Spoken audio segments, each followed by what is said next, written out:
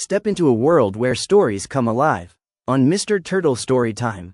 The Time-Traveling Pizza Delivery. Chapter 3. Jazz, Jukeboxes, and Trouble. Milo groaned as he peeled himself off the polished marble floor, his elbow throbbing and his hoverboard spinning in a slow circle beside him. The moment he sat up, the sound hit him, brassy and bold, the cry of a trumpet laced with laughter and jazz.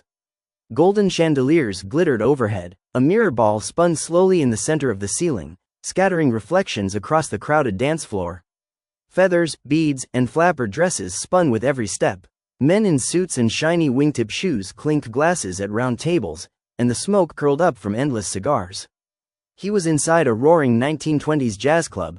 The pizza box was somehow still next to him, steam wafting out from a tiny crack in the lid like it had never been through a dragon's lair, or ancient Rome. "Who's the kid?" someone muttered. "Nice entrance," another said with a laugh. A man at the bar lowered his newspaper and looked Milo over. His tailored pinstripe suit shimmered faintly in the club's light, and a scar ran from his chin to his collarbone. In one hand, he held a tumbler of something amber and dangerous. In the other, a cane carved with music notes. He didn't smile, he didn't blink, he just tapped the end of his cane on the ground once. Milo stood up and dusted himself off. "Sorry, folks, I think I made a wrong turn somewhere around.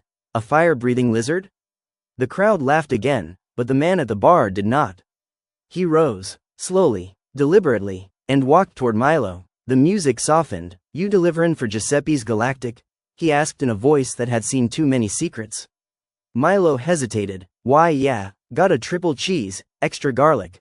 The man reached into his jacket pocket. Out came a crumpled receipt with a glowing blue stamp that read, "Paid, customer number 42. "This one's mine," he said. "I've been waiting a long time." He took the box, lifted the lid, and let the scent wash over him. Then he closed it again, placed it gently on the bar, and motioned toward Milo. "Follow me." The man led Milo through a velvet curtain at the back of the club, past giggling dancers and whirling servers, into a narrow hallway lined with photographs. Some were old, black and white. Others weren't. One photo showed a castle floating in the sky. Another had a boy with a hoverboard, Milo's hoverboard, standing next to a robot with a rose.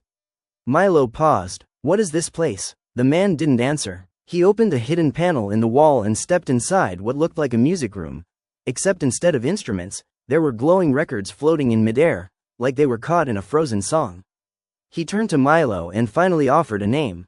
"Call me Ace." "Ace, like a card?" He smirked. "Like the best player in a dangerous game." Ace tapped a record with the end of his cane. It spun, and a glowing blue ripple echoed outward. "Another portal. You're delivering to someone bigger than you understand, kid. The pizza's just a key." Milo frowned. "A key to what?" "To the heart of the timeline," Ace said. "To everything." Milo opened his mouth to ask what that meant, when the record spun faster, sucking the room's light inward. Ace handed him a folded napkin.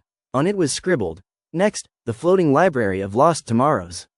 "Oh, great," Milo muttered, clutching his board and the empty box as he was yanked through the next portal.